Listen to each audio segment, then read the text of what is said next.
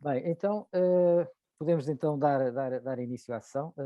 Sejam bem-vindos a mais uma sessão dedicada à Covid-19, organizada pelo Fórum Saúde para o Século XXI. O nosso tema de hoje é um tema. Não estão a ouvir? Eu ia pedir que desligassem os vossos microfones, porque há muitas pessoas que têm os microfones ainda ligados e depois faz interferência. Por favor, desliguem os vossos microfones. Portanto, como eu dizia, o tema da nossa conferência de hoje é Covid-19 e o plano de recuperação e resiliência. E eu, na próxima hora e meia, portanto, nós vamos estar aqui a conversar com os nossos convidados de hoje, a quem eu desde já agradeço o facto de terem aceitado o nosso convite, e são eles a professora Selma Chatos, Mateus, peço desculpa, professora de Economia da Saúde na Universidade de Lancaster, no Reino Unido, o professor Álvaro Beleza, médico e presidente da SEDES, e o professor Abel Mateus, economista, professor universitário e presidente do Conselho Consultivo da SEDES. Eu peço desculpa, mas eu tenho que insistir que desliguem os microfones, porque está muitas pessoas com os microfones ligados, ou então vou eu ter que desativar o som dos microfones.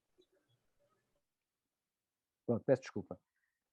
Como também já vem sendo habitual, contamos com o comentário do professor Adalberto Campos Fernandes, ex-ministro da Saúde e professor na Escola Nacional de Saúde Pública, e também do Dr. António Tavares, provedor da Santa Casa da Misericórdia do Porto, que hoje, por motivos profissionais, vai entrar um bocadinho mais tarde. Como também é habitual, estas sessões estão divididas em duas partes distintas. Na primeira parte, vamos ouvir e vamos conversar com os nossos convidados e depois, na segunda parte, iremos então abrir o debate à audiência. Portanto, eu ia pedir aos nossos oradores que tentassem respeitar ao máximo o tempo que dispõem, que é à volta de 15 minutos, para que depois possa haver tempo suficiente e disponível para o debate. Tentando contextualizar, digamos, o tema, todos nós sabemos, e é um assunto que está, como se costuma dizer, de grande atualidade. O Governo apresentou e colocou em discussão pública uma proposta de um plano de recuperação e resiliência que pretende apresentar à União Europeia e assim obter subvenções no valor de 16 mil milhões de euros, aproximadamente. Portanto, este plano tem sido alvo de várias críticas, de vários setores, e eu destacaria aqui o documento que foi publicado pela SEDES e que, a determinado passo, afirma o seguinte, e eu passo a citar: o Plano de Recuperação e Resiliência não apresenta uma visão estratégica ambiciosa para um crescimento robusto. Portanto, isto foi algo que se afirmou nesse documento.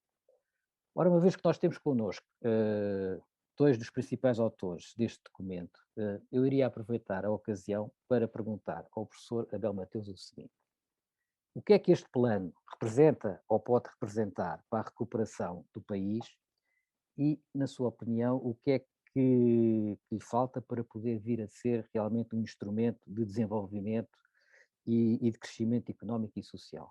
Professor, eu passo-lhe a palavra, não sei se... Pronto, muito bem. Muito obrigado, muito boa noite. Eu gostava de partilhar convosco um conjunto de slides, se pudesse ser. Professor, já lhe dei permissão. Ok. Portanto, não sei se estão a ver. Já estamos a ver. Muito bem. Portanto, eu tenho aqui um conjunto de slides para mostrar, por um lado, a gravidade da situação em que nos encontramos e depois farei algumas considerações sobre o plano de recuperação e resiliência. Este slide mostra, portanto, é um indicador diário da atividade económica que é calculado pelo Banco de Portugal e que mostra a evolução da atividade económica quando está, portanto, quando o indicador está em zero, significa que a atividade está estagnada, se está com valores negativos, está a decrescer. E como veem, a situação ainda, portanto, foi catastrófica aqui no segundo trimestre de 2020, mas mesmo no último trimestre do ano passado e no primeiro trimestre deste ano continua com taxas negativas, portanto, a economia continua a cair. Como sabem, isto é o resultado do lockdown em que nos encontramos, da política adotada pelo governo. Este gráfico mostra também a evolução calculado, portanto, com base na Google, na mobilidade das pessoas, e que mostra que em atividades como o retalho, a recreação e mesmo o deslocamento para o trabalho, embora não tenha havido um decréscimo tão grande como no primeiro trimestre do ano passado, a situação também é bastante grave. Esta é uma projeção do PIB trimestral que mostra que houve uma forte recuperação, como sabem, no terceiro trimestre do ano passado, que foi este crescimento aqui, e tudo indica, portanto, que o PIB continua a cair e só no segundo semestre deste ano é que se projeta alguma recuperação, mas ainda bastante lenta e longe de recuperar os níveis de 2019. Este quadro mostra as taxas de crescimento de uma série de países da União Europeia, e aquilo que eu gostava de destacar é que, se nós tomarmos as projeções atualmente que se fazem para 2021 e 2022, e isto já são as últimas estimativas do PIB feitas pela Comissão Europeia, feitas pela OCDE e pelo FMI, que são mais ou menos coincidentes, mas há alguma diferença para 2021 e 2022 entre as instituições, e aqui mostra que Portugal, em termos acumulados, se a gente agora calcular o acumulado de todos estes anos, de 2020 a 2022, Portugal é o que tem a maior quebra acumulada de todos estes países. Porquê? Porque a recuperação prevê-se bastante lenta, com base, e que está a ser confirmado pelos dados diários do Banco de Portugal. Se nos voltarmos agora, portanto, eu penso que a crise económica e a crise pandémica são dois braços, não é, da mesma crise, e, portanto, os objetivos de uma política económica do Estado e política sanitária seriam salvar vidas na parte sanitária e salvar a economia na parte económica. Já vimos os dados da parte económica, da parte da pandemia.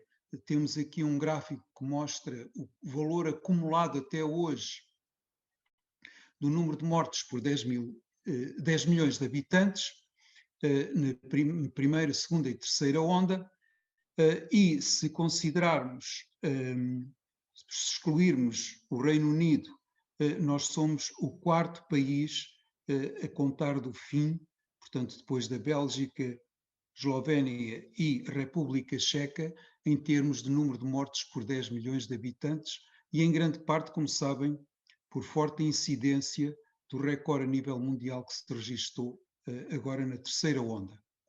Portanto, estamos mal na parte económica e estamos mal na parte pandémica, e aquilo que me preocupa bastante é que, dado a continuação das políticas que têm sido adotadas até agora e dada a lentidão das vacinas, não se perspectiva nem para a parte pandémica, nem para a parte económica, digamos, uma melhoria substancial. A situação económica atual, como se diz no próprio documento que aqui foi citado, da tomada de posição das sedes, a gravidade da situação atual do país não pode ser ignorada, por ser um dos países com maiores níveis de incidência da pandemia, lentidão na abertura da economia, dependência de setores que registraram uma lenta recuperação, como o turismo, níveis elevados de endividamento da economia e do Estado, e complementados por fragilidades criadas com o nível de moratórias e de mal parado na banca. Portanto, temos um problema de endividamento público e um problema de endividamento a nível de banca, portanto, das empresas e das famílias. Quais são as condições básicas para a recuperação? Como sabem, há primeiro o controle da pandemia, atingindo a imunidade do grupo, e políticas de saúde pública adequadas para minimizar as mortes e sofrimento das populações. Estratégia de recuperação da atividade económica e resiliência social, combinando ajudas financeiras, investimentos públicos e incentivos às empresas e famílias. E um conjunto de reformas e novas políticas económicas que levem ao arranque do crescimento económico, invertendo sustentadamente a nossa trajetória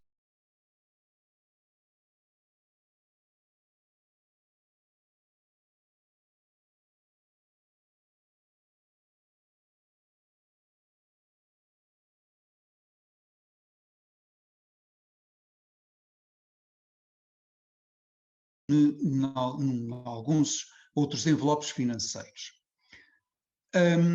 Eu só queria aqui indicar dois números importantes. Por um lado, é verdade que a combinação do plano de recuperação e resiliência mais os fundos europeus que vão resultar do quadro financeiro plurianual, que vai desde 2021 a 2027, vão transferir para o país um envelope de cerca de 50 a 60 mil milhões de euros de transferências oficiais para a década, valente a cerca de, não está aqui, mas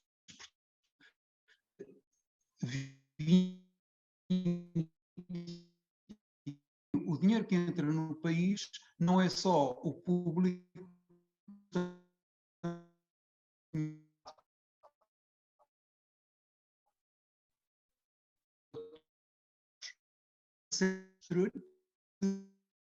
para as famílias terem que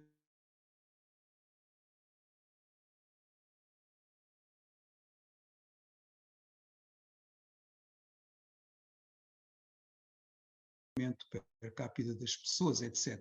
É preciso, é fundamental que ele seja bem empregue, que não foi durante a década 2000 a 2010, e não sei, tenho muitas dúvidas, foi por isso que a SEDES chamou a atenção, não sei se ele vai ser bem empregue. Vejamos alguns elementos das bases. O documento da SEDES situa-se a um nível relativamente macro, não vai à análise setor a setor, que isso foi feito e tem sido feito por diferentes setores da atividade económica, como por exemplo a CIP e outras instituições, a Associação Empresarial Portuguesa, etc. Ora, um programa de recuperação económica tem de ser baseado na recuperação da capacidade produtiva das empresas e assegurar que o emprego retorna a plena atividade. Já sabemos e já dissemos há bocadinho, e a gente se for pelas ruas vê os hotéis todos fechados, o aeroporto está às moscas, etc. Portanto, o setor do turismo e da Horeca, como sabem, que representam cerca de 20% direta e indiretamente na atividade económica portuguesa, estão com atividade de cerca de 5 a 10%, o que é muitíssimo baixo e que não tem qualquer, que tem, portanto, impacto na reativação, e vai demorar alguns anos.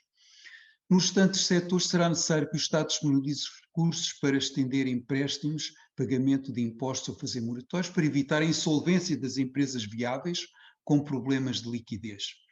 Em particular, o setor bancário, que pode ter necessidade de ser recapitalizado devido às perdas, e os recursos a mobilizar para a manutenção do emprego poderão ser necessários para e deveriam todos estes, portanto, recursos para mobilizar a manutenção do emprego, seriam necessários absorver uma parte substancial dos fundos comunitários. Mas ao serem, portanto, empregados como forma de colmatar falta de produção no passado, não vão criar capacidade produtiva para o futuro, apenas preservarão a capacidade produtiva do passado. Portanto, não bastam, é preciso um programa de crescimento económico que se deve basear no apoio às empresas. E num país do Estado de Desenvolvimento de Portugal deve ser baseado no crescimento da produtividade dos fatores pela inovação, que leva à melhoria do conteúdo tecnológico das indústrias de serviços como forte componente das empresas privadas. Do meu ponto de vista, há um grave erro em todo no documento, é que se apontam determinados ou selecionam alguns setores ou indústrias que não se baseiam na nossa capacidade tecnológica atual, nós não podemos construir castelos no ar, e por outro lado, não nos parece que são os setores mais indutores de crescimento. Por exemplo, um deles, que é muito importante em Portugal, é o setor da saúde e das indústrias ligadas à saúde e que interessa desenvolver, mas que pouco existe no PRR. O papel do Estado, como sabem, deve-se reservar aos investimentos em investigação e desenvolvimento, em infraestruturas públicas, treino e formação de mão de obra, na regulação e incentivos através de subsídios e impostos, redução de impostos, etc., que dinamizem o investimento, levem à modernização tecnológica e atraiam investimento direto estrangeiro. E, portanto, era basicamente isto que eu vos queria dizer de uma forma genérica. Só um apontamento ou outro, porque penso que haverá outras pessoas a falar aqui sobre a parte da saúde, mas a saúde, do meu ponto de vista, tem poucos investimentos em termos de infraestruturas que são necessárias, tem poucos incentivos e investimentos nas indústrias e nos elementos das empresas ligadas à saúde e falta-lhe uma perspectiva de cooperação entre o Serviço Nacional de Saúde e o setor privado e social. Muito obrigado.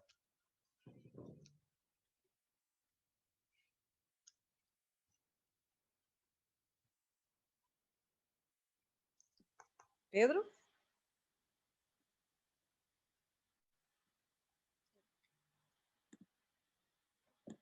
O nosso host. Pois está. Pedro?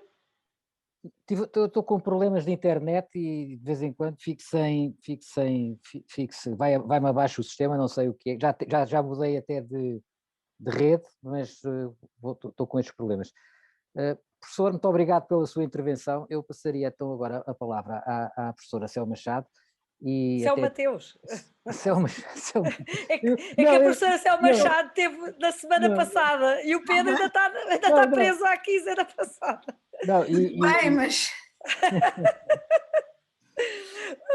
Obrigado por teres corrigido. Peço imensa desculpa.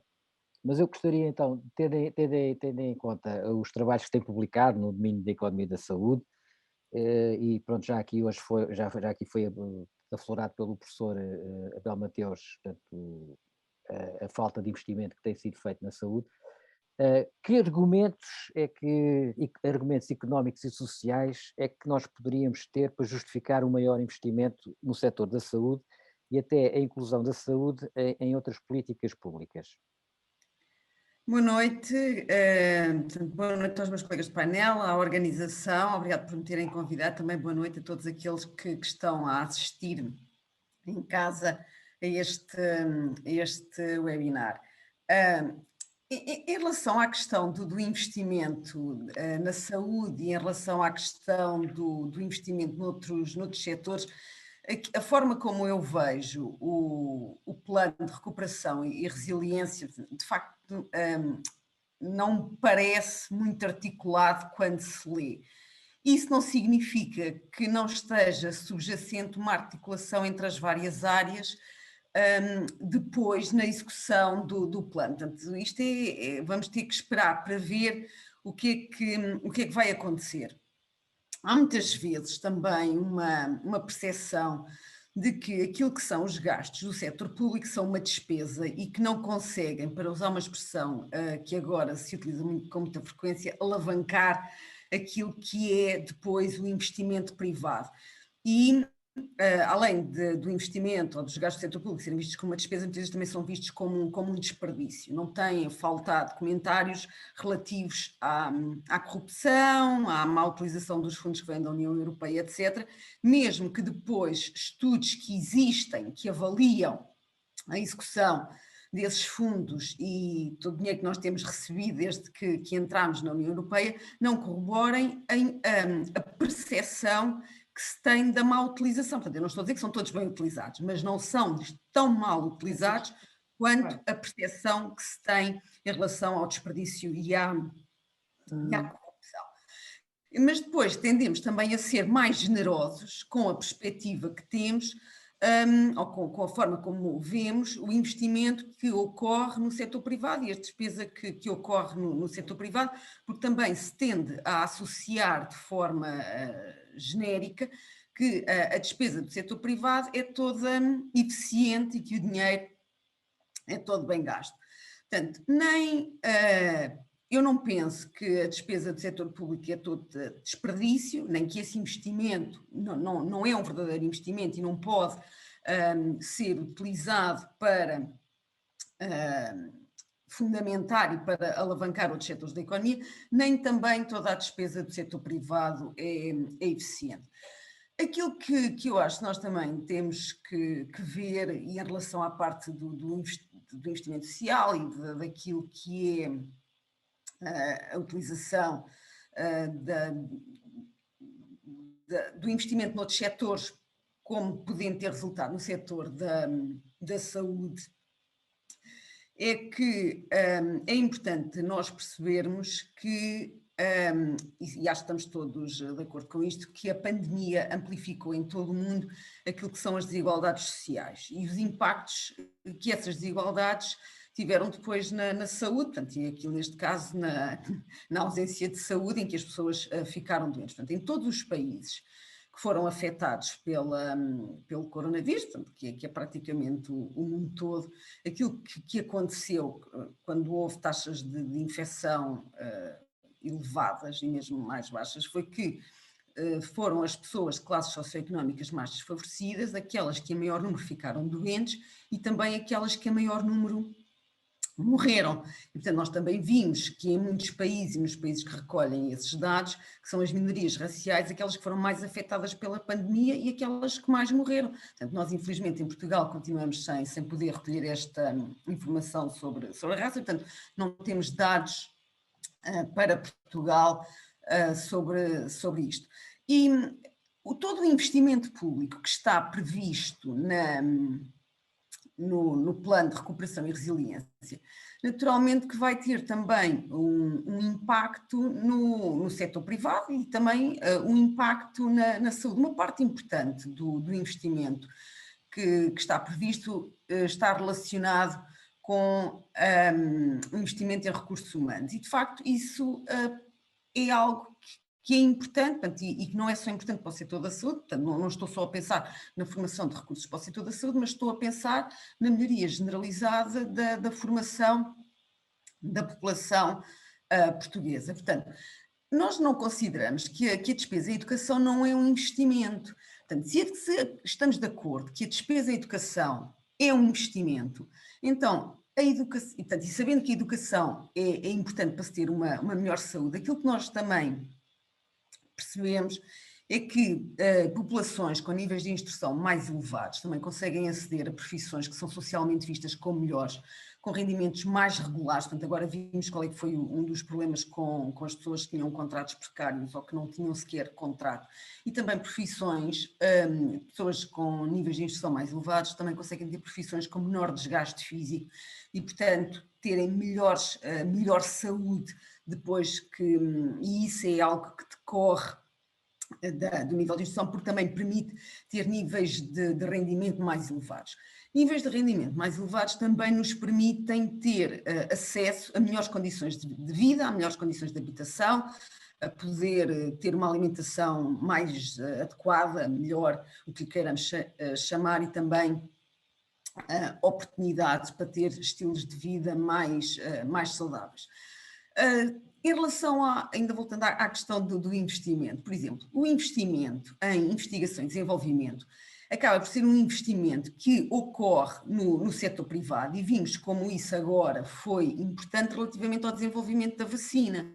Portanto, ninguém tem dúvidas que, embora as vacinas que nós estamos a ter agora a chegar ao mercado para fazer a prevenção do coronavírus, portanto, são vacinas que foram desenvolvidas, a maior parte delas, sim, aquelas que estão neste momento no mercado, por empresas privadas, mas foram largamente subsidiadas pelos Estados de diferentes países, e também quando os governos dos diferentes países apostaram na compra de vacinas que ainda não se sabia se iam resultar ou não, de alguma forma também estavam a apoiar as empresas que estavam a concorrer na produção das vacinas.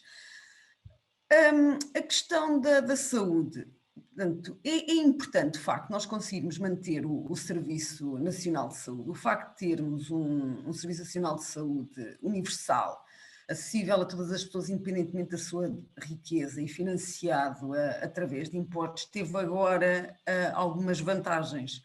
Portanto, ninguém deixou de ser tratado por não ter capacidade financeira para poder ser tratado. Nem ninguém apareceu nos jornais a dizer que não tinha dinheiro para pagar as contas que lhes chegaram a casa, como aconteceu, por exemplo, nos Estados Unidos, a muitas pessoas. A forma como eu vejo o plano de recuperação e resiliência no âmbito do Serviço Nacional de Saúde podendo ser utilizado para criar oportunidades para investimentos que nem têm que ser investimentos diretamente no setor da saúde. Sabemos que há muito investimento que está previsto para a criação, para a construção de equipamentos, portanto, equipamentos pesados como hospitais, centros de saúde, etc.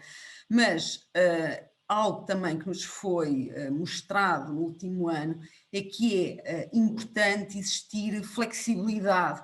E, portanto, é verdade que é bom termos hospitais que tenham camas e apostar eventualmente na construção de mais camas, mas mais do que importante do que ter hospitais com camas é ter hospitais que tenham capacidade de crescer em camas de acordo com aquilo que são as necessidades, não é? Porque neste momento também o que é uma das tendências relativamente ao tratamento em hospital? Por um lado, nas cirurgias temos a cirurgia de ambulatório. E isto já é uma certeza, portanto, é uma tendência e algo que já se verifica em Portugal, já se verifica em muitos países de rendimento elevado. E a seguir estamos a ter uma cada vez maior preferência pelo hospital em casa, portanto, também por parte das famílias e por parte dos doentes. E, portanto, apostarmos só na construção de equipamentos onde as pessoas possam estar, neste caso de hospitais com camas, não será provavelmente a opção de investimento mais adequada, não é? Portanto, é preciso nós, quando olhamos para aquilo que é o plano de recuperação e resiliência e todo o dinheiro que nos traz, pensar aquilo que são as tendências que estão a despontar em muitas das áreas dos serviços de saúde e como é que isso vai influenciar o perfil de prestação que nós queremos vir a ter daqui a 10, 15 ou 20 anos, porque o plano, nós não vamos receber o dinheiro todo, nem este ano nem no próximo ano, portanto isto é um plano para se ir aplicando e para ir fazendo crescer as várias áreas onde vai haver investimento. Só o termos mais recursos humanos, mais recursos técnicos e mais recursos financeiros nos vários setores não vai resolver os problemas que são estruturais da economia portuguesa, portanto, e não são problemas dos últimos 10 anos, nem dos últimos 20, nem dos últimos 30. Eu tenho visto agora ser recuperado nas notícias e por algumas pessoas o relatório Porter. Eu lembro quando eu andava na universidade, o relatório Porter tinha acabado de sair. Portanto, não há nenhuma versão digital sequer do relatório Porter. Aquilo existe deve existir ainda em papel nas bibliotecas de algumas faculdades de economia e existe ainda em papel, nem sequer está digitalizado na Biblioteca da Assembleia da República. Portanto, provavelmente até algumas das pessoas que estão a falar sobre o relatório Porter nunca sequer tiveram a oportunidade de o ler. E pronto, e algumas das coisas que o relatório defendia, não é, são coisas que tornam a ser defendidas agora, o que significa que já passaram 30 anos e que nós ainda não apanhamos algumas das pistas que ali foram lançadas. Portanto, o problema não é dos últimos 10 anos, nem dos últimos 20, o problema vem de mais atrás. E isto leva-me ao próximo ponto, que é o facto de nós darmos um livro a quem não sabe ler, não ensina as pessoas que não sabem ler, ou não ajuda as pessoas que não sabem ler a aprenderem a ler. Portanto, nós só, o facto de distribuirmos mais recursos no setor público ou no setor privado e de pôr mais dinheiro em cima dos problemas não nos vai ajudar a resolver os problemas, nem vai contribuir para resolver os problemas, ajuda a disfarçar. Provavelmente é isso que nós temos feito com mais ou menos engenho nos últimos anos. E, portanto, temos também uma certa crença, não é, de que a tecnologia nos vai ajudar a dar o salto que precisamos dar ao nível da produtividade e da transformação que queremos ver na sociedade portuguesa. Portanto, tem sido muito falado da transição digital. Eu acho de facto que é fundamental focarmos na transição digital, mas não basta ter mais computadores, smartphones ou tablets. Portanto, o digital veio para ficar. Nós vimos agora como é que isso foi importante para se fazerem algumas coisas em termos de prestação de cuidados, mas é preciso sermos mais sérios na forma como utilizamos a tecnologia para prestar cuidados de saúde. E também temos que perceber que aqui o lado que a transição digital não pode ser só feita do lado de quem presta cuidados de saúde. Temos também que ter as pessoas que recebem esses cuidados a ser alvo da transição digital. E, portanto, aqui volto novamente à questão da educação e à questão de prepararmos as gerações vindouras, que já nasceram. Portanto, eu não estou a falar sequer de miúdos de 5 anos, estou a falar de pessoas que estão para entrar no mercado de trabalho e vão estar a trabalhar daqui a 10 ou 15 anos, provavelmente vão ter necessidade de competências digitais que neste momento nem sequer estão nos planos curriculares das universidades. Portanto, nós já estamos a fazer já tivemos o leilão da rede 5G, o que eu acho que é uma coisa muito importante, mesmo ao nível do setor da saúde, e esta aposta na transição digital não vai ser só feita com recurso ao que existe no setor da saúde. Obviamente que o Estado, neste caso do Serviço Nacional de Saúde, do Ministério da Saúde, vai ter que recorrer aos privados se quiser dotar o Serviço Nacional de Saúde com infraestrutura, com hardware e com software que possa ser transformador daquilo que é o Serviço Nacional de Saúde e que é preparar o Serviço Nacional de Saúde para o futuro, dando simultaneamente formação adequada aos recursos humanos e fazendo o recrutamento também adequado desses recursos humanos, que não são só médicos ou médicas, enfermeiros e enfermeiras. Temos que pensar em todo o pessoal administrativo, pessoal auxiliar, técnicos, e também pensar naquilo que são os data scientists, portanto, os cientistas de dados, que são profissões que ainda nem sequer estão a ser pensadas como sendo necessárias nas instituições de saúde. Portanto, nós neste momento, não é neste momento, há muitos anos, que em Portugal nós recolhemos dados que não são muito utilizados para serem depois importantes a gerar informação para apoio à tomada de decisão. Portanto, eu não acho que nós tenhamos provavelmente falta de dados ou bases de dados, ou que seja preciso criar mais bases de dados. Acho que é necessário olharmos para os dados que já são recolhidos, pensar que bases de dados é que podem ser criadas a partir do que já existe, como é que as podemos cruzar. Por exemplo, agora um dos problemas em Inglaterra foi que queriam vacinar os professores, ou achavam que poderia ser importante vir a vacinar os professores e depois perceberam que nas bases de dados do Serviço Nacional de Saúde há uma coisa que não é perguntada, que é a profissão. E, portanto, através dos registros e da forma como estavam a contactar as pessoas para serem vacinadas, nunca conseguiam convocar os professores para serem vacinados, porque não tinham essa informação sobre os utentes. E de facto a questão de termos bases de dados e de termos bases de dados que possam ser facilmente acedidas para investigação é fundamental. Portanto, nós temos que pensar como é que vamos utilizar a informação que é recolhida para gerar informação que possa ser utilizada em apoio à tomada de decisão. Em relação à tecnologia no Serviço Nacional de Saúde do futuro, portanto, nós sabemos, portanto, grande parte das pessoas que estão a ouvir são pessoas da área da saúde, que há neste momento a possibilidade já real de fazer cirurgias em que o doente é operado por um robô e esse robô está a ser conduzido por um médico ou uma médica que está noutro sítio, nem que sequer tem que estar no mesmo espaço físico. E, portanto, se nós estamos a caminhar neste sentido ao nível da cirurgia, ao nível da prestação de determinado tipo de cuidados, porque é que nós não conseguimos pensar que é fundamental termos um investimento melhor e mais construído para ter telemedicina em Portugal?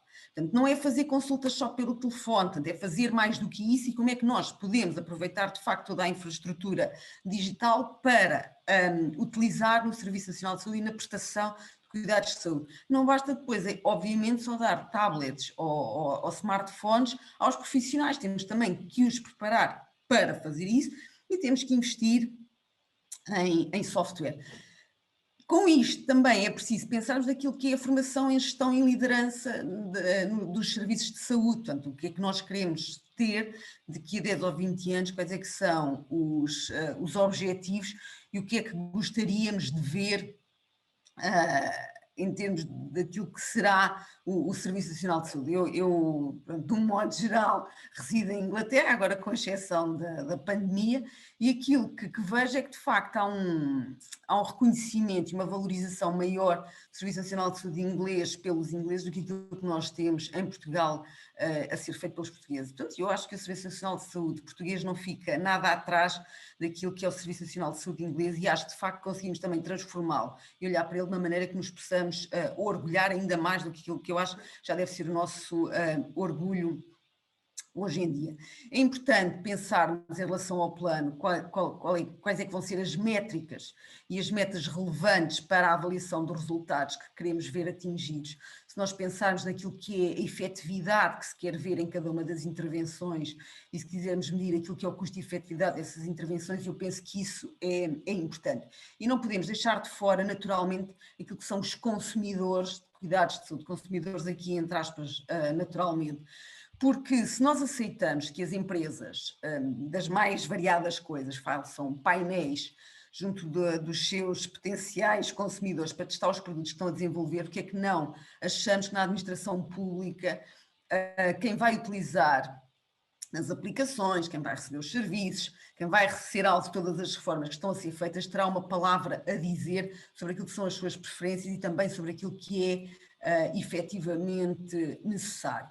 Aquilo que eu penso que nós não podemos perder de vista é ter do lado da prestação e fazer investimentos que contribuam para desenvolver e para melhorar aquilo que é a equidade no acesso aos cuidados de saúde. Passados que são mais de 40 anos sobre a criação do Serviço Nacional de Saúde, a equidade no acesso aos cuidados de saúde continua a ser um problema do nosso Serviço Nacional de Saúde.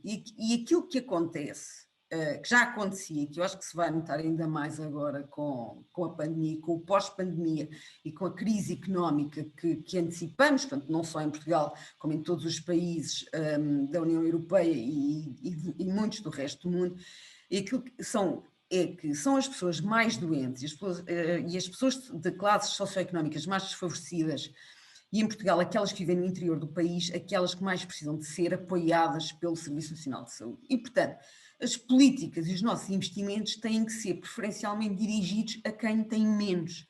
Portanto, não é que as outras pessoas não precisem de receber cuidados de saúde, mas são estes grupos da população, aqueles que nós sabemos já que têm menos competências para navegar o sistema. Portanto, são estes que nós precisamos de ajudar, porque aquilo que nós sabemos também é que a pior doença que alguém pode ter é ser pobre, portanto, porque isso condiciona todo o resto da atividade.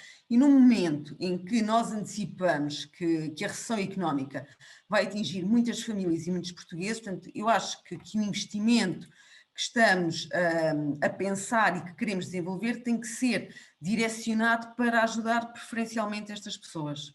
Muito obrigada. Professor Céu Mateus, muito obrigado pela sua intervenção. Depois de termos ouvido o professor Abel Mateus e a professora Céu Mateus, eu iria apelar à capacidade de síntese do professor Álvaro Beleza e pedir-lhe fazer-lhe a seguinte questão: qual é a sua visão para o futuro de Portugal pós-pandemia, nomeadamente na saúde? Então, muito boa noite a todos, muito obrigado pelo convite. Bem, se eu começar pela sua pergunta, a minha visão é cética.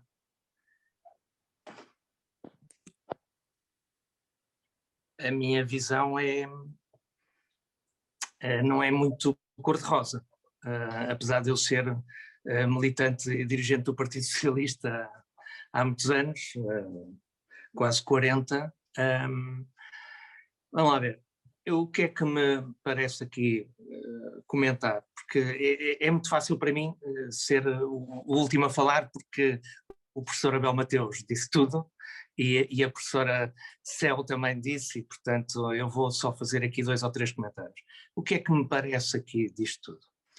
Portugal apanhou esta crise da pandemia como todo mundo apanhou, e a Europa apanhou, e eu acho que nestas situações nós devemos ver aquilo que veio ao de cima como as nossas fragilidades e o que é que poderemos corrigir. Eu parece-me que, do ponto de vista económico, e por isso é que a SEDES, aliás, tomou posição sobre este plano, é para alertar que fundos europeus nós temos há 30 e tal anos, desde que entramos na União Europeia. E com os fundos europeus já conseguimos muita coisa, verdade.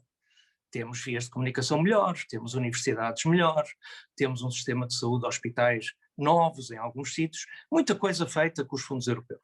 Mais formação das pessoas, mais educação. Portanto, eu também não tenho essa ideia de que o dinheiro foi todo mal gasto. Não, o dinheiro foi gasto como foi e temos muita coisa boa. Mas o que é que temos nos últimos 20 anos? Nós, nos últimos 20 anos, como o professor Abel Mateus disse, recebemos na primeira década 3 vezes mais do que vamos receber neste pacote que agora estamos a falar para os próximos anos, e Portugal desceu 3 lugares ou 4 no rendimento per capita. Isto é, nós já só nos falta ser ultrapassados na Europa pela Roménia e a Grécia, que passou para trás de nós, e mais 1 ou 2, a Bulgária, penso eu, e mais 1 ou 2. E todos os países do leste, nomeadamente, nos ultrapassaram praticamente. Isto significa que alguma coisa correu mal aqui. E eu penso que o que correu mal basicamente é isto.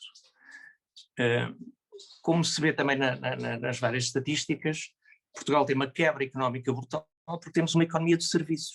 Nós temos uma economia de turismo, uma economia da pequena loja, da pequena empresa, da microempresa, de comércio. No fundo, mantemos uma economia muito de feira, quase, não é?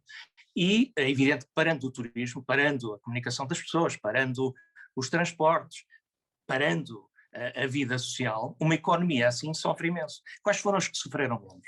As que têm indústria, e nomeadamente que têm mais indústria de alto valor acrescentado e que têm empresas de maior dimensão.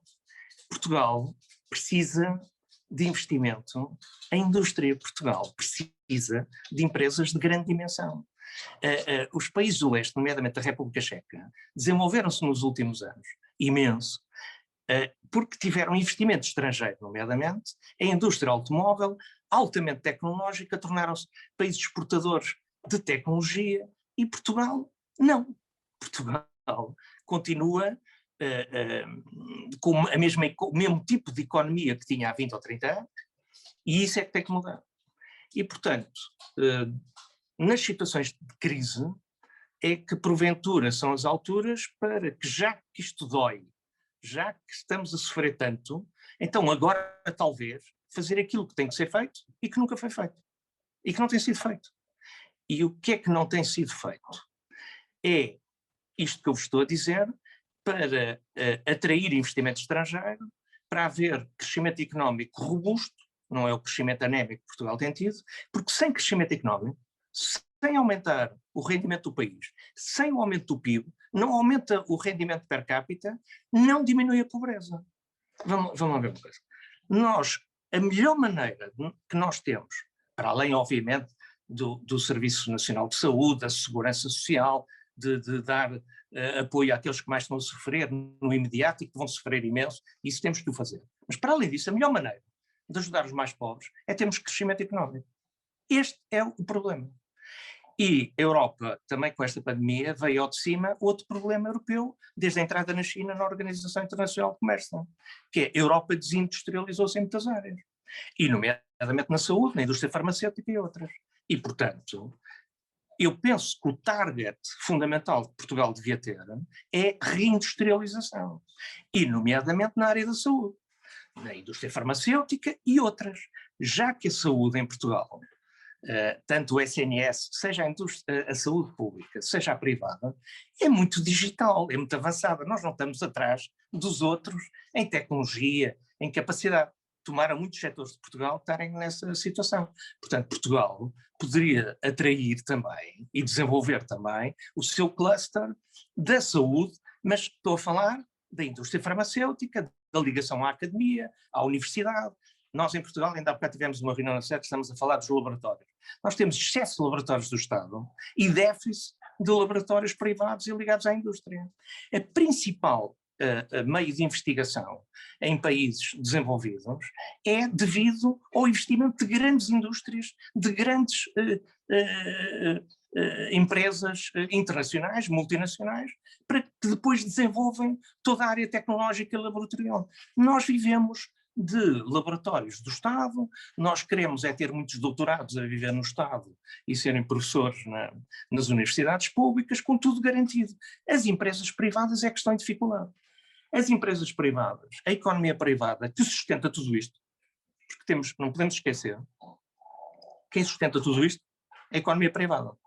Sem economia privada, sem empresas privadas, não há impostos que paguem qualquer Estado social. E, portanto, nós temos é que olhar para a economia privada. O plano de resiliência, quanto a nós, dá demasiado ao Estado e de menos às empresas privadas. E as empresas é que estão a sofrer mais. Aliás, como se vê, nós que estamos no Estado, estamos relativamente bem, para já. Quem está a sofrer é quem tem o restaurante, a loja, a pequena empresa, e essa é a questão. E vão sofrer ainda mais. E com os moratórios ainda estamos anestesiados. O pior ainda vem por aí. Portanto, talvez aproveitar todos estes fundos para dar, sim senhor, formação fundamental, meios para empreendedores, meios para as empresas se fundirem, se juntarem. Nós temos que criar escala. Uma economia robusta não pode viver de micros e pequeníssimas empresas. Temos que criar grandes empresas. Portugal destruiu e destruíram-se grandes grupos económicos e industriais em Portugal nas últimas décadas, como sabem, e até um grande grupo financeiro. Nós temos falta de grandes grupos. Portanto, nós precisamos é de atrair conhecimento, de atrair inteligências, de atrair investimentos, e isso só se pode fazer com, nomeadamente, políticas fiscais de diminuição da carga fiscal, como, aliás, alguns países europeus, perante esta crise, vão fazer. Já perceberam que a ajuda económica tem que ser fiscal, para ajudar as empresas que têm e as que não têm, coisa que nós já andam para aí alguns a dizer que ainda precisamos de aumentar impostos, como se eles já não fossem um exagero, e depois temos que ter realmente essa atenção, e acho que este plano devia ter essa atenção, e portanto devia ter sido feito, talvez, com as entidades empresariais portuguesas, com a academia portuguesa, juntar a uma mesa as pessoas que estão na economia real e não ser feito por políticos e muitos burocratas com grandes ideias, com grande romantismo, mas isto não chega. Isto é preciso pegar naqueles que sabem, naqueles que no dia a dia estão a sofrer e vão sofrer. E portanto eu acho que Portugal tem que mudar de vida. Ou então vamos continuar a empobrecer. Isto é, e mudar de vida é perceber que nós precisamos de melhores empresas, mais empresas, melhores empresas, maiores empresas, mais tecnologia, Precisamos de exportar mais, apoiar aqueles que exportam e depois no Estado, já agora, a evolução, eu até escrevi aqui, a transição digital. Não, mas a transição digital é ótima. E ela vai dar uma coisa muito boa, que é diminuir o número de funcionários públicos, porque é evidente que se eu digitalizar eu vou simplificar o Estado. Porque já agora, há outra coisa que esta pandemia revelou. Nós somos muito lentos, portanto o problema, a velocidade é central aqui. Flexibilidade e velocidade. Nós somos muito lentos a perceber tudo e muito lentos a tomar decisões, porque a estrutura do Estado é muito pesada. E, portanto, nós, com a transição digital, temos aqui uma ferramenta ótima para melhorar os serviços públicos, mas isso significa disponibilizar mais gente para trabalhar nas atividades privadas. E, como diz também a questão das vacinas, ela foi desenvolvida à custa de uma parceria pública-privada entre os Estados e a indústria farmacêutica. Portanto, vamos lá ver. Isto não tenho grandes dúvidas que nada será possível se nós não apoiarmos a economia e o setor privado da economia, a indústria e a reindustrialização. Eu acho que, aliás, o foco português para a presidência europeia devia ser a reindustrialização. A Europa precisa de se reindustrializar nas novas indústrias, verdes, ambientais, tudo isso. Mas agora da energia também deixa-me dizer aqui uma coisa. Enquanto que a Espanha aponta uma meta de diminuir 30% o custo da energia, a meta portuguesa é ser o campeão mundial do hidrogênio em Sines. Nós vamos fazer um investimento no hidrogênio que nenhum país vai fazer. E que é digamos, uma tecnologia que ainda não está sedimentada, suficientemente provada. Agora eu pergunto, então e na água, no hídrico, nos transvasos, por exemplo, de rios do norte de Portugal para o sul, na energia à base da água não se investe mais nada? E no solar? E porquê que os portugueses, um país com sol, a Lituânia vai ter um programa agora, neste plano de resiliência, a Lituânia, que aliás já passou há muito tempo, vai ter um plano para que todos na Lituânia, nas suas casas, tenham painéis solares, que é na Lituânia, não é? Estão a ver que é um país que tem um bocadinho menos sol que Portugal. E nós não temos. Mas há qualquer coisa aqui que não bate certo. Portanto, eu penso que o que faltou aqui é ter a humildade de quem está na governação do país de chamar aqueles que estão no comércio, na indústria, na agricultura, os empresários portugueses. Não foram chamados, por isso é que eles estão a queixar, porque não, quer dizer, não ligam-lhes pouco, e depois opções absolutamente erradas como esta da TAP, em que vai ser um poço sem fundo, e todo aquele dinheiro que vai para ali não viria, nomeadamente para outras áreas que vai ser preciso fortalecer, como por exemplo na saúde, nomeadamente na questão dos hospitais, das camas, dos cuidados intensivos, das UCIs, que nós temos, como se viu, nós quando isto começou estávamos abaixo da média europeia, porque houve falta de investimento público. Temos aqui um ex-ministro da Saúde, coitado pelo sofreu, com o ministro das Finanças, porque, como se sabe, nós tivemos o tempo da Troika, que era às claras, e depois tivemos o pós-Troika, que se cortava na mesma, dizendo que não se cortava. E, portanto, nós temos agora que reinvestir na saúde, temos que fazer muita coisa, mas sem, eu não posso deixar de falar isto, olhar para aqueles que cresceram mais que nós, que têm nas projeções todas, que dão um crescimento económico e uma recuperação mais rápida que a nossa, e ver porque é que nós não vamos crescer assim. Onde é que nós erramos?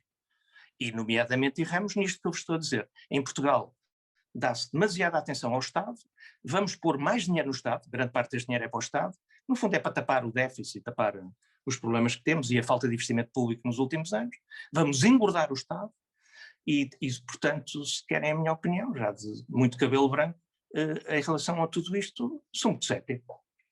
Muito obrigado, professor. Eu iria agora abrir o debate à audiência.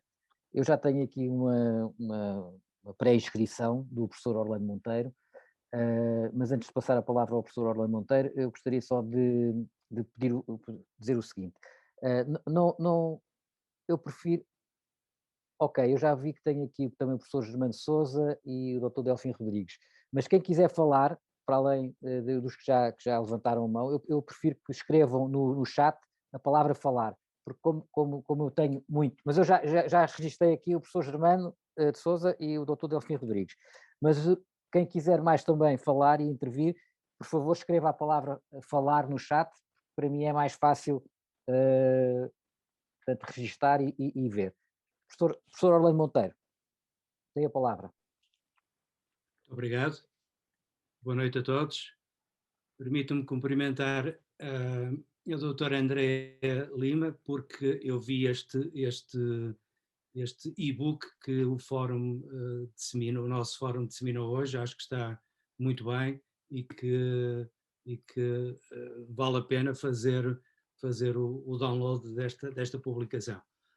Eu queria falar aqui sobre um tema específico. Eu li o regulamento dos fundos comunitários aqui que deram origem ao plano de ciência, e este regulamento, quer dizer, tem ali uma parte de cerca de 37% das verbas que vão para o ambiente, se não me engano, 20% para o digital e o restante, que anda à volta de 50%, também para a chamada componente de resiliência. E, efetivamente, em Portugal, o que o Covid determinou, nós podemos imaginar que temos um país diferente daquele que temos na realidade, mas, na verdade, o que nós temos em Portugal é um país fundamentalmente com micro e pequenas empresas. Aliás, o programa não é destinado a grandes empresas, ele é destinado a pequenas e médias empresas.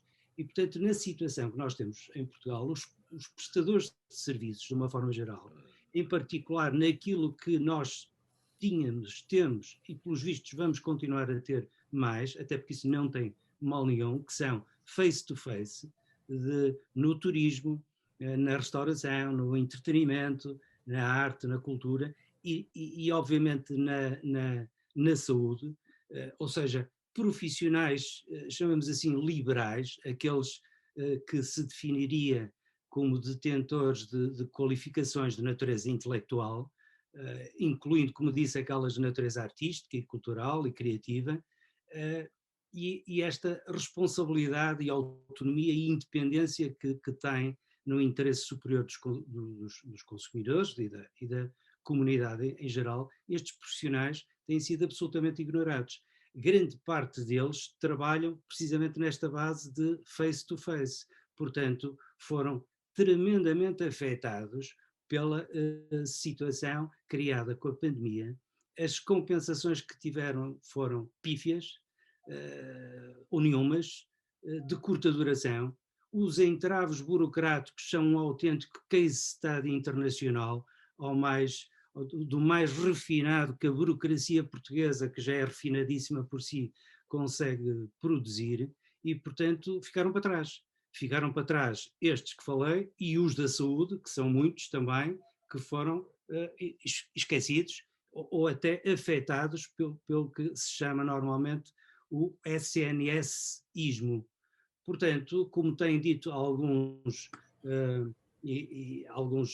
instituições europeias, o Conselho das Especialidades Europeus, nomeadamente, é fundamental que incluir também o apoio a estes profissionais liberais, não os confundindo com os falsos recibos verdes ou precários ou outro tipo de profissões. Eu queria falar em concreto destes profissionais liberais que têm uma desproteção, que aliás já não é de agora, que se manifesta na doença, na falta de proteção na doença, na paternidade, na reforma, no subemprego, enfim, num conjunto de situações em que, quando comparados com outro tipo de profissionais, nomeadamente com o funcionalismo público e alguns tipos específicos de trabalhadores por conta de outrem, estão muito desprotegidos.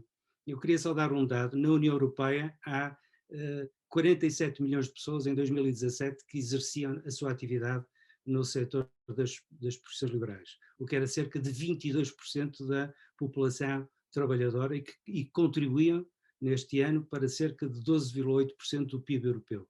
Em Portugal nem sequer há dados sobre isto, porque é conveniente, aliás, não haver dados sobre esta matéria. Mas esta opacidade estatística, não é, que tem sido muito conveniente, nomeadamente para mascarar o desemprego, não é, porque um profissional liberal que emite um recibo verde de 100 euros por mês, não é um problema porque está empregado, está em subemprego, está nas condições óbvias, e há muita gente nestas condições, mas não constituem um emprego, um problema. E na área da saúde há também esta desproteção, não apenas no setor convencional, mas também até, por exemplo, nas chamadas terapias não convencionais. Portanto, são centenas de milhares de pessoas, largas dezenas de milhares no setor da saúde que estão afetados. E como disse a professora Maria do Céu Mateus, eu acho que é fundamental orientar, nomeadamente na componente do digital e da chamada resiliência, num plano que é obviamente nesta fase feito e colado a cuspe. Isto não é um plano, isto é uma antecipação política que aproveita ou tenta aproveitar a presidência da europeia para marcar posição, mas na verdade não constitui um verdadeiro plano. E, portanto, orientar apoios para os profissionais liberais, nomeadamente mais jovens, com estágios, especializações, acesso aos tais fundos europeus, para o empreendedorismo, para a inovação e digitalização, para a adaptação, como foi dito também, da inteligência artificial, do 5G, da robótica, enfim, há um estudo, e eu terminaria com isto, há um estudo da McKinsey relativo aos Estados Unidos que diz mais ou menos que 25% das pessoas nos Estados Unidos mudaram ou estão em vias de mudar de emprego na sequência do Covid. Eu acho que em Portugal nós vamos ter, e aqui mais uma vez me refiro especificamente aos profissionais liberais, vamos ter que apoiar muito reconversões e mudanças de emprego das pessoas, daquilo que é fundamental destes profissionais liberais. Muito obrigado. Muito obrigado, professor Orlando Monteiro. Nós temos muitas pessoas que pediram para intervir, portanto eu vou seguir a ordem que aqui tenho. De qualquer modo eu peço a quem tiver que intervir e quem for intervir que seja o mais breve possível, de modo a que todos possam intervir neste debate. Portanto, seguindo a ordem, eu passaria a palavra agora ao professor Germano de Sousa, depois ao Dr. Delfim Rodrigues, depois ao Paulo Nunes de Abreu e depois ao Luís Rocha. Professor Germano de Sousa.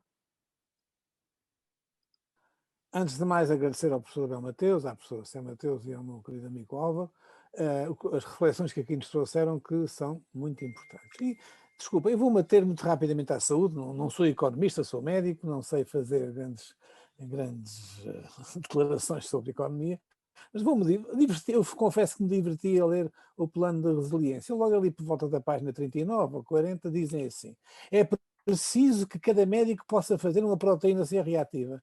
E eu, o quê? Isto é como se dissessem, é preciso que cada médico também tenha uma palete de comprimidozinhos de Panacor para dar ao doente. Isto são coisas que se ponham num plano de resiliência. Alguém está a brincar comigo? Ri, porque é que eu havia de fazer se não rir à gargalhada?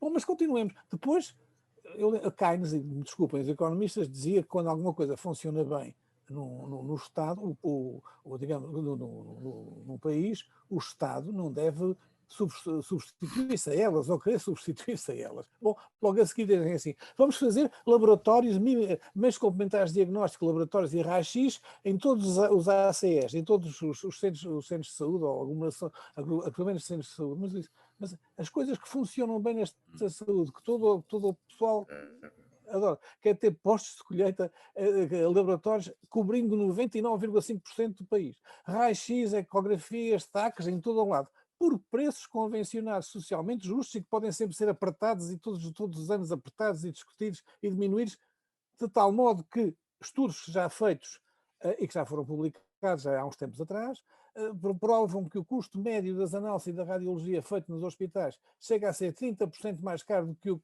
preço que pagam aos convencionados. Mas isto está tudo doido, ok? Mas continuemos. Vemos depois a preocupação em deitar dinheiro e pessoal. Uma boa reforma do nosso Serviço Nacional de Saúde. Eu estou à vontade, porque eu sempre fui um defensor do Serviço Nacional de Saúde e dado, infelizmente, os meus cabelos brancos, ainda o debati com o Dr. Arnaud, quando aquilo ainda não passava de uma ideia. Para vos dizer que, na realidade, nós não precisamos, nós, dos médicos que querem meter tudo isso, reformem a forma como o Serviço Nacional de Saúde funciona. façam coisas, usem o sistema, usem tudo o que há de saúde neste país de forma a que tudo se funcione e tudo se integre. Deitar dinheiro em cima disso. Não há, a gente chega ali, é como se tivéssemos chegado aos anos 70 e estão a fazer uma reforma de saúde para coisas que se pensava nos anos 70 e que hoje já não se pensam. Alguém sabe que daqui a 10 anos os hospitais não vão ser um aglomerado de camas, mas sim um centro em que os grandes meios de diagnóstico estão ao meio e as pessoas vão lá em hospitais de dia, vão-se embora para casa, excetuando naturalmente os grandes traumatizados e pouco mais. Alguém pensou nisso? Alguém pensou que a gente precisa imenso de cada vez mais de robótica nos hospitais? Eu não vi nada de referente a isso. Quer dizer, desculpem lá, quer dizer, eu não percebo quem é que fez aquilo. Aqui tem um cheirinho ideológico que até cheira. E na realidade a gente percebe que aquilo vai ser só para tapar buracos, vai ser só para. Vocês já se lembraram? Foi o dia que me dizia isto, era o professor Alberto Fernandes, que o ex-ministro da Saúde do Dr. Passos Coelho, o Dr. Paulo Macedo, teve a mesma quantia de 200 milhões de euros por ano que lhe foi dado a mais para gerir o Serviço Nacional de Saúde, e nós vimos onde é que estão. É isso que eles vão querer? Não brinquem connosco, não deitem areia em cima dos olhos, porque apesar de tudo, eu que não sou economista, sei ver algumas coisas na saúde, como todos vocês sabem, e a gente percebe que isto vai ser o que vai ser. Muito obrigado, meus senhores, já vos gostei muito. Muito obrigado, professor Fernando Sousa. Eu daria agora a palavra ao Dr. Delfim Rodrigues. Muito obrigado, doutor. Boa noite ao Fórum. Saudação, naturalmente, a todos os intervenientes, particularmente agora à última intervenção do meu caro amigo Germano Sousa, não é? Eu não gosto de comentar e não vou comentar. Vou fazer uma pergunta particularmente à doutora Céu Mateus, uma economista de saúde bem reputada e conhecida de todos nós, e particularmente em relação a algumas questões que surgiram e que foram aqui também adiantadas em termos de pandemia e em matéria de fiscalidade. Eu bem sei que fiscalidade não é exatamente uma questão de economia da saúde. Uma questão é a questão fiscal, outra questão é a questão da economia, ainda que elas possam estar interligadas. Não é?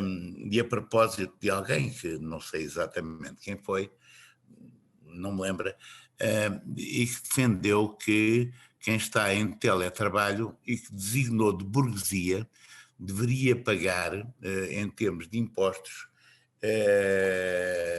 a pandemia, os subsídios, subvenções, seja lá o que isso seja, à restante população. Uma questão que me atrapalha, e este é apenas o meu comentário, é que a noção de burguesia, como a senhora professora sabe, surgiu fundamentalmente na Revolução Francesa. Depois evoluiu para Engels, evoluiu para Marx, evoluiu para Lenin. Aliás, Lenin aniquilou os burgueses.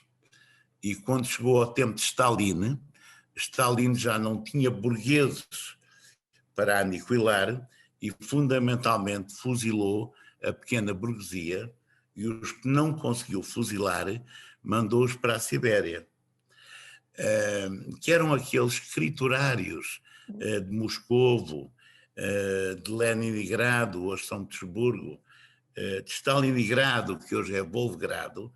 Portanto, eu não sei o que é os burgueses hoje, o que é a pequena burguesia, ou quem é que nós temos que aniquilar em termos fiscais e de pagar mais impostos.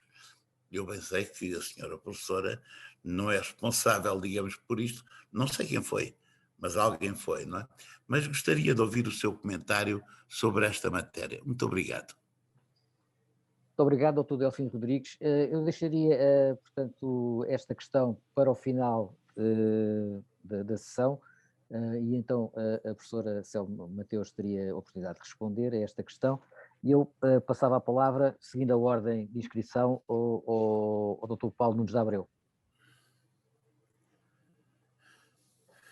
Muito obrigada, Pedro, é um prazer estar aqui no fórum. Eu saúdo todos os membros deste fórum Saúde 21 realmente é um exemplo da participação da cidadania e falando de participação para invocar precisamente a sensação que eu tenho aqui é que há um paradoxo da participação, porque ouço muito consternado os comentários e as participações dos oradores convidados aqui hoje. Fico triste realmente por ver que Portugal pode estar aqui a perder oportunidades por não envolver naquilo que são os documentos estratégicos, os documentos orientadores, os planos que devem ser seguidos, não envolver todas as cabeças pensantes, a massa cinzenta que está disponível no país. E, portanto, é evidente isto, não é? Pelo Dr. Germano Sousa diz, um plano um documento que é construído com estes FEDIVERs demonstra bem que não há aqui um trabalho de casa que podia ser bem feito. Esse é o paradoxo, é que eu vou, entretanto, à internet e vejo, por exemplo, no dia 25 de fevereiro, não sei, eu por acaso só soube agora, houve um debate feito precisamente no âmbito da saúde e do plano de resiliência. Não sei se alguém teve conhecimento deste debate, mas foi um debate provocado por quem está a querer ouvir precisamente as opiniões de pessoas que estão aqui neste fórum. Portanto, há aqui um paradoxo. Vejo também a déficit da visão estratégica do PRR, mas também o ano passado, até 20 de agosto, estava lá no site da internet, pediam a opinião à participação da sociedade civil. Portanto, isto faz-me lembrar aqui a história, eu quando fiz o meu doutoramento em Inglaterra, nunca mais me esqueço, estava no autocarro para sair da universidade e faltavam 5 segundos para o horário do autocarro sair. Nesse preciso momento, ao meu lado, estava um senhor já da terceira idade, com a bengala, bate 3 vezes com a bengala no chão do autocarro e diz: então, não saímos daqui?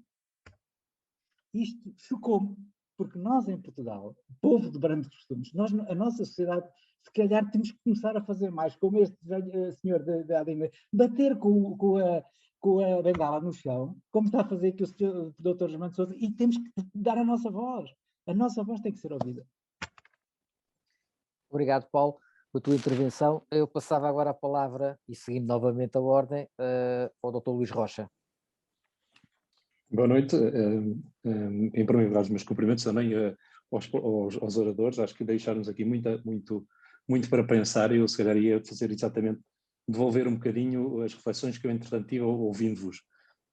E uma pergunta especificamente para o professor Abel Mateus, que é uma questão que me preocupa mais recentemente. Nós vemos, por exemplo, nos Estados Unidos, nós vemos que a recuperação, ou melhor, a manutenção da economia americana tem sido feita à custa da alavancagem financeira. Eu recordo que quase metade do dinheiro que foi produzido nos Estados Unidos foi criado nos Estados Unidos, foi criado no último ano. Aí na Europa nós vamos assistir um pouco a mesma coisa, isto é, digamos que o Banco Central Europeu, no fundo, a alimentar as economias dos países com base precisamente na criação de dinheiro, na prática, e a pergunta é que isto a prazo, mais tarde ou mais cedo, vai voltar, e vai voltar sob forma de inflação. Nesta primeira fase nós não estamos a assistir muito a isso, até porque também não é fácil, neste momento em ambiente de contenção, nós assistirmos a esse perigo, mas esse perigo é real e está aí. E em particular está aí, tendo em conta que é particularmente agudo para Portugal, porque dado o nosso endividamento, e portanto é uma questão que temos que ter em atenção, como é que nós vamos depois, se de facto confirma esta minha preocupação, que pode haver uma tensão inflacionária, como é que, e portanto vai obrigar a manter muito da nossa disciplina financeira em termos de tentar continuar a trajetória de descida do nosso endividamento. Em segundo, eu recordo que normalmente estes efeitos são um bocadinho dilatados no tempo. A crise de 2008 nos Estados Unidos atingiu a Europa e Portugal atingiu em 2011, portanto há aqui sempre um delay e portanto é natural que isso aconteça também. À professora São Mateus, eu fiz uma pequena provocação quando nós falamos muito que de facto eu acredito que sim, nós temos de facto um sistema que é muito completo, com uma boa articulação entre cuidados primários e cuidados secundários, poderia eventualmente ser melhor, mas com cobertura universal, com uma boa distribuição geográfica, mas de facto quando chegamos à altura de fazermos comparações de indicadores, eu não vejo a performance tão diferente entre um modelo essencialmente público, financiado pelo Estado, e modelos mistos ou modelos diferentes no resto da Europa. Nós, teoricamente, deveríamos ter melhores performances quando isso acontece. E se calhar não tanto provocando, mas perguntando-lhe também que modelos é que nós, uma vez que de facto vamos ter que mudar o modelo, se calhar, da prestação de cuidados e irmos mais para estas lógicas, incorporando mais o digital, incorporando mais inovação no sistema, como é que o Estado, e em particular o SNS, pode ele próprio ser mais inovador? Porque, de certa forma, como uma área muito regulada, também tem, e com poucos incentivos à inovação, como é que o Estado pode ele próprio ser inovador e trazer novos modelos de inovação para ele próprio poder ser mais empreendedor? Porque a questão, no fundo, do investimento público e, de certa forma, um investimento de uma forma global, vai ser mesmo, eu acho que a médio prazo o investimento público deve ser centrar em duas coisas: eficiência no sistema, nos vários sistemas, mas em particular no nosso caso na área da saúde, e tentar alisar as iniquidades que referiu no início e que também acho que devem são muito preocupantes por causa da divisão entre os vários estratos sociais e garantirmos alguma coesão social. Por último, o professor Álvaro Beleza queria cumprimentá-lo pela sua exposição e pelas suas reflexões, e se calhar deixar aqui também duas reflexões. Uma tem a ver precisamente com o que referiu. Há um estudo muito curioso feito por um especialista do FMI chamado Richard Hausmann, que falava sobre, precisamente, comparava economias que à partida eram idênticas em termos de performance, mas que depois, quando se comparam 10 anos envolvidos, quando se vê em séries económicas longas, e se vê quais são os clusters que cada uma delas vem, quais são os pontos de partida e os pontos de chegada, chega-se à conclusão que as economias que resistem mais ou que se desenvolvem mais são aquelas que têm economias mais abertas e mais complexas, sabendo complexas entendido como aqueles clusters que são tecnologicamente mais complexos e que incorporam mais valor acrescentado. E isso remete para a última, e se calhar ao primeiro defeito que foi, no fundo, ilustrado pelo professor Abel Mateus, é que, de facto, a estrutura de capital, que é, se calhar, um proxy disto que estamos a falar, a estrutura de capital das empresas portuguesas é relativamente baixa e, portanto, não permite essa acumulação de capital e não permite esta incorporação de sofisticação. E eram estas minhas reflexões. Muito obrigado. Muito obrigado, Luís. A última intervenção é para a doutora Teresa Craveiro. Eu ia-lhe pedir que fosse mesmo muito breve, que era para podermos ainda ter, quer a professora Céu Mateus, quer o professor Abel Mateus, poderem responder também de forma breve às questões que foram colocadas, e depois o professor Adalberto e o doutor António Tavares encerrarem e concluírem esta sessão. Não, boa noite, felicitar os intervenientes. Aqui, para além de uma questão que queria perguntar, eu acho que este plano, no fundo, ele tem aqui as várias problemáticas do país, exatamente como a professora Céu disse, nós não temos um território saudável e, portanto, vieram todas as questões de assimetrias socio-urbanísticas e territoriais e, portanto, há aqui que atender a essas questões, portanto, ainda temos problemáticas infraestruturais para resolver no país, nomeadamente na área metropolitana de Lisboa, que é o que eu conheço mais, em habitação e até em ausência de toda a estrutura até hospitalar e cuidados continuados, para dizer que em Lisboa faltam 900 e tal cuidados continuados em camas feitos em contas, para aquilo que é oferta, que é muito escassa, mesmo havendo uma abordagem diferente, como o professor Germano dizia, há aqui uma base de quase terceiro-mundista, de funcionamento, pronto, nós estamos contentes, funcionou, resistiu, mas muitas vezes com campanha e com outras coisas. Portanto, há aqui uma abordagem infraestrutural e depois há a abordagem de facto o que é que nós podemos aproveitar no ponto de vista da transição do digital e da saúde, e mais aquilo que me parece é discutir, se calhar, o que é que pode ser o cluster de saúde, porque eu acho que, de facto, como o Dr. Álvaro falou, acho fundamental construir o que pode ser o cluster de saúde numa abordagem de reindustrialização. E eu não sei se está pensado, se já abordaram, mas isso acho que devia ser um caminho, e se calhar era um caminho que podia ser a ajuda do próprio fórum, na concretização destas abordagens. Muito obrigada. Muito obrigado. Eu passaria então agora a palavra ao professor Abel Mateus para responder à questão que foi colocada pelo Dr. Luís Rocha. Peço que seja o mais breve possível. É muito difícil responder como economista, mas aquilo que nós sabemos é que se aumenta muito a quantidade de circulação da moeda, mais tarde ou mais cedo acaba por haver inflação. Sim, o que acontece é que neste momento as taxas de juros, como sabe, e as taxas de inflação, embora estejam a níveis muito baixos, mas têm aumentado significativamente nos últimos meses, e que isso já alarmou tanto o FED como o BCE, e já levou a que houvesse algumas intervenções públicas dos respectivos governadores. Portanto, eu não sou muito otimista no sentido de dizer que não vai haver inflação, antes pelo contrário, acho que isto vai ter impacto a nível do euro e a nível, portanto, do dólar dos Estados Unidos. Esse é o primeiro fator. O segundo ponto que eu queria referir é o caso de Portugal. Portugal tem um nível de endividamento dos mais elevados da Europa, juntamente, como sabe, com a Itália e a Grécia, por exemplo. E, portanto, o que significa que nós só podemos, digamos, conservar aquilo que conseguimos depois do programa de ajustamento da Troika, uma certa reputação, se após a pandemia entrarmos numa trajetória decrescente da dívida.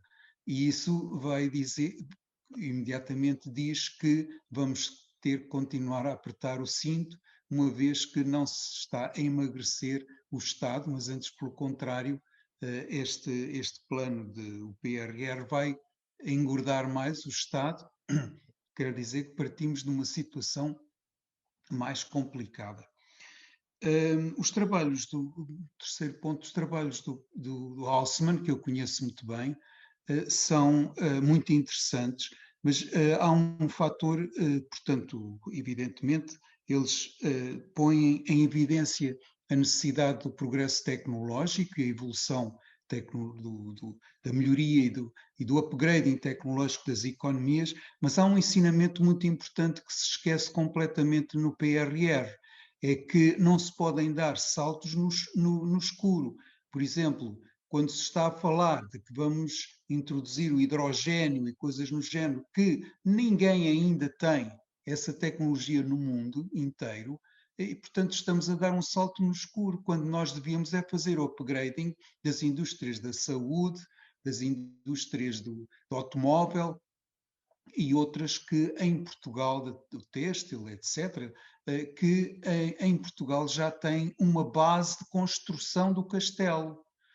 Só um ponto agora em relação ao Sr. Delfino Rodrigues, quando referiu o tal artigo que foi publicado foi de Susana Peralta, que é uma professora da Universidade Nova de Lisboa, que eu não compartilho de forma nenhuma, não só de aspecto ideológico, que não sou portanto não sou da mesma área, mas por outro lado penso que nós não podemos andar a construir o sistema fiscal a sabor do vento e a ver onde é que existe o dinheiro em determinado momento. Não faz absolutamente sentido nenhum. O dinheiro, o setor público mobiliza o dinheiro de acordo com a necessidade de preservar incentivos ao trabalho, ao investimento, à poupança, etc. Portanto, isso é que tem que ser tomado em consideração e não apenas onde ele está. Muito obrigado. Muito obrigado, professor. Eu passaria então agora a palavra à professora Céu Mateus para, de forma muito breve, responder às duas questões que foram colocadas. Eu penso que uma até já foi respondida agora pelo professor. Sim, só fazer um comentário ainda muito breve sobre esta questão, que vem ligando com a questão da inflação. Eu talvez seja a favor de um Estado mais gordinho do que de um Estado mais escancelado, porque acho de facto um dos problemas que nós tivemos na resposta agora à pandemia foi termos um Estado muito magrinho. Pronto, os vários cortes que nós tivemos nos últimos 10 a 20 anos, não é, fizeram com que depois, agora, fosse necessário existirem infraestruturas, como já aqui foi mencionado por outras pessoas, portanto não havia camas, não há médicos, não havia enfermeiros, portanto não havia uma série de recursos que seriam necessários. Isso foi fruto também de terem tido medidas que procuravam emagrecer o Estado. Portanto, nós queremos as duas coisas. Por um lado, não queremos dívida pública, mas queremos depois serviços do Estado e queremos que o Estado esteja preparado para dar resposta quando é necessário. Eu não me importo, pessoalmente, de ver Estados mais, não estou a falar de Estados anafados, nem de Estados alapados, mas não me importo de ver Estados e serviços públicos dotados daquilo que é necessário para prestar os serviços que eu espero que um Estado preste, como nós gostamos de ver e gostamos de referir, que é aquilo que acontece nos países nórdicos. Portanto, não se pode ter o tipo de Estado dos países nórdicos sem, obviamente, contribuir para aquilo que é necessário, portanto, sem ter os recursos necessários para poder ter aquele nível de serviços. Obviamente que isto são preferências e cada um é livre de preferir o modelo social que assim entender. Por isso não me faz muita confusão que haja endividamento para fazer face àquilo que são as necessidades da população. Portanto, antes de chegar à questão dos impostos, provavelmente ter um Estado que fosse mais socialista neste momento, como é, por exemplo, o que está a acontecer nos Estados Unidos com o Biden, tem ali, aquilo não é uma bazuca financeira, portanto, eu nem sei que tipo de arma é que nós podemos dizer que aquilo não é o estímulo financeiro que ele vai dar e que vai dar indiscriminadamente às famílias. Portanto, não faz grande confusão ao Biden nem aos americanos o tipo de proposta que está neste momento em cima da mesa e o tipo de subsídios que ele quer dar. Quem dera, não é?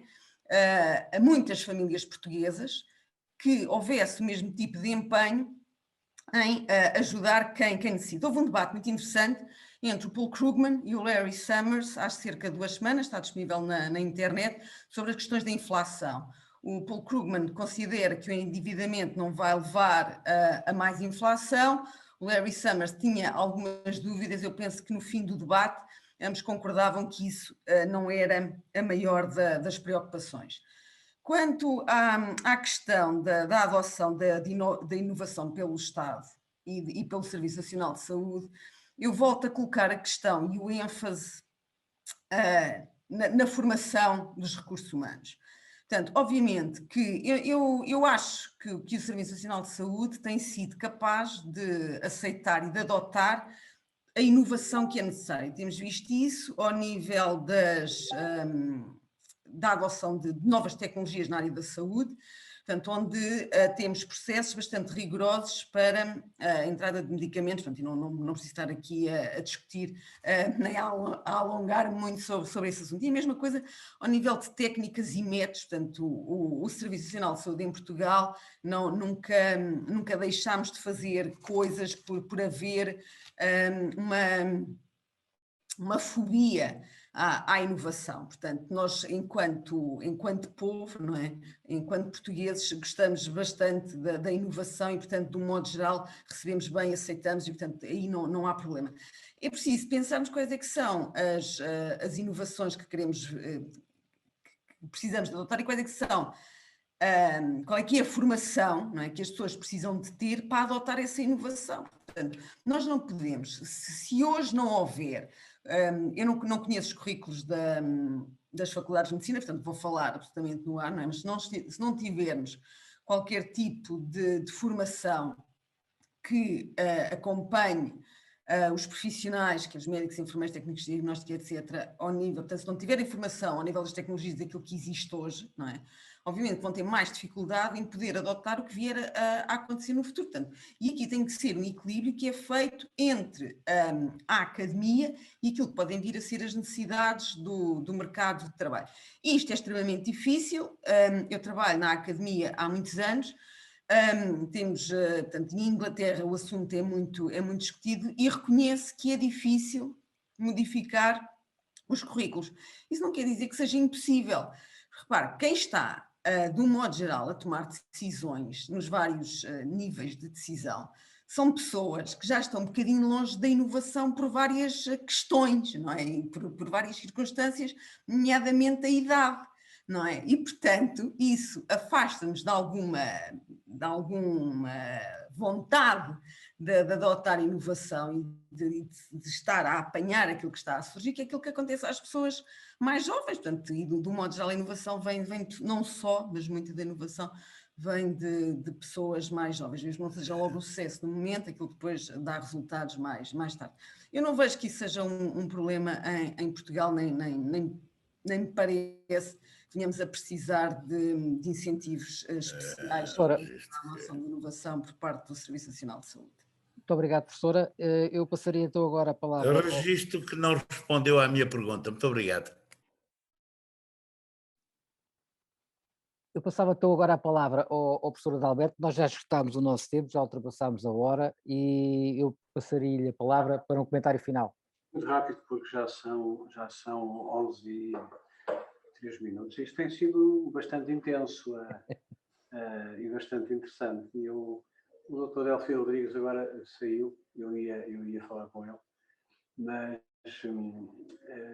bem, cumprimentar os nossos convidados pelas fantásticas intervenções, a professora Céu Mateus, o professor Álvaro Beleza e a professora Bela Mateus. Hoje foi a noite dos Mateus, portanto nós até brincámos um bocadinho com isso, não são da família, são apenas do mesmo ramo do conhecimento. Eu notava que a intervenção do Álvaro Beleza, eu acompanho em muito do que ele disse, e apenas deixava para todos uma reflexão.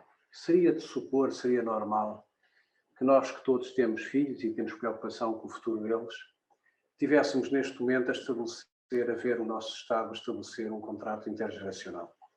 Nós estamos cansados, geração atrás de geração, de estar a pagar as faturas do aventureirismo, das más escolhas, da irresponsabilidade. Eu não concordo, não sou economista de todo, nem tenho essa pretensão, não concordo nada com o que a professora Céu Mateus disse, de que é bom nós termos endividamento e que podemos agravar mais o endividamento. Eu sei que quem tem dívidas e quem não honra os seus compromissos acaba por definhar e por minguar.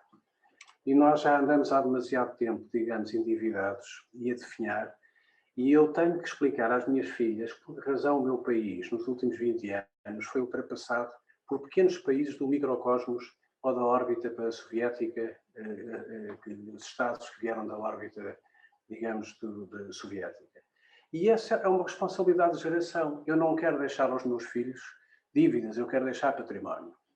Eu não quero deixar aos meus filhos um país que está bloqueado e que pega na última oportunidade que tem de fundos europeus com uma visão ideológica, setorizada, balcanizada, de confronto e não de consenso, e que olha para a frente com disparados como aqueles que o professor Germano Sousa referiu no articulado do texto. Enfim, aquilo são minudências, eu não dou isso grande importância. A minha preocupação é mais uma preocupação como vão ser os próximos 30 anos em Portugal.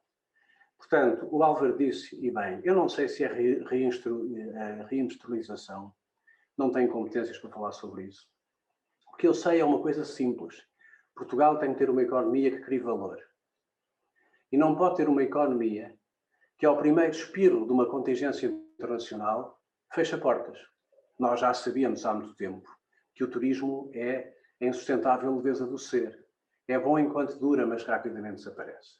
Nós precisamos de mais auto-Europas, nós precisamos de uma fileira industrial na área da saúde, da biotecnologia, indústria farmacêutica, indústrias que acrescentam valor, mas temos esta mania que a mim, desculpem que eu tenho muito respeito por todos os que me estão a ouvir e às vezes quando sou mais entusiasmado digo assim umas expressões mais coloquiais, temos esta mania de querer ser originais, de querer sermos o primeiro do mundo a fazer coisas que ninguém fez. Eu não percebo nada de energia, não sei se o lítio é bom, se é mau, se o aeroporto de Alcochete é melhor que o aeroporto do Montijo, não sei. O que eu sei é que eu tenho que explicar às minhas filhas que país é que eu, tendo vivido muito mais tempo do que elas e tendo contribuído para que esse país fosse aquilo que é hoje, elas vão ter, e isso vale a pena viverem cá. Enfim, duas delas já estão a viver fora, uma já vive, outra está-se a preparar para viver fora, e portanto é um sinal de que efetivamente a esperança neste país não existe. Vamos ter um discurso para os mais jovens de que talvez o país precise de um choque liberal. Esta expressão não é minha, foi dita, aliás, há uns tempos atrás por um membro de um governo do Partido Socialista, que foi, aliás, muito citada essa, um choque liberal para poder ser social-democrata. Porque eu não consigo redistribuir aquilo que não tenho. Eu não posso pegar no plano de resiliência e continuar a insistir numa visão assistencialista da economia, digamos, de captura de um certo grupo de pessoas que se resignam e não se queixam, porque vão mantendo um rendimento muito baixinho garantido, mas depois não têm nenhum estímulo ao empreendedorismo, à iniciativa. O país está num bloqueio neste momento, num bloqueio estratégico, não é num bloqueio de criatividade, não é num bloqueio de emprego, num bloqueio estratégico. E, portanto, ser social-democrata ou ser socialista-democrático, que é aquilo que eu sou há 40 anos, não é isto.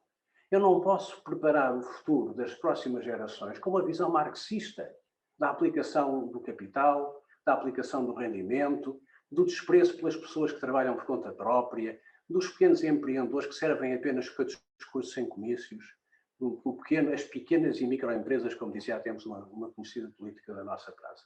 Portanto, meus caros amigos, não me digam que eu sou liberal, que não sou, não digam que eu sou um perigoso direitista, que não sou, não tem a ver com isso. Eu só tenho uma preocupação, o que é que eu vou dizer às minhas filhas. Esta é a última dose de dinheiro que chega, não há mais nenhuma, acabou.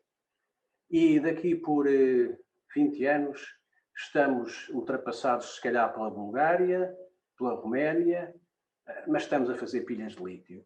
E, portanto, se for esse o caso, se quiser fazer de Portugal um grande império do lítio, então que seja, mas expliquem-me se isso vale a pena, porque eu sinceramente não sei. Termino por aqui, um desabafo. Gostei muito de ver o meu amigo Álvaro Beleza, que está cada vez mais liberal, e, portanto, enfim, eu continuo no mesmo sítio. Foi um belíssimo debate, professora Bel Mateus, professora Cel Mateus, só não concordei consigo na questão da dívida, porque eu tenho horror a dever dinheiro a alguém, e tenho horror, de facto, na minha microeconomia doméstica, de pensar que posso viver acima das minhas possibilidades, e isso deve-se aplicar também aos países, para nós podermos, de facto, ser sustentáveis. E também ao Álvaro um abraço e a todos, muito obrigado. E meu caro amigo António Tavares, peço desculpa porque já falei demais e tirei-lhe um bocadinho do seu tempo, mas precisei desabafar. Muito obrigado. Muito obrigado, professor Adalberto.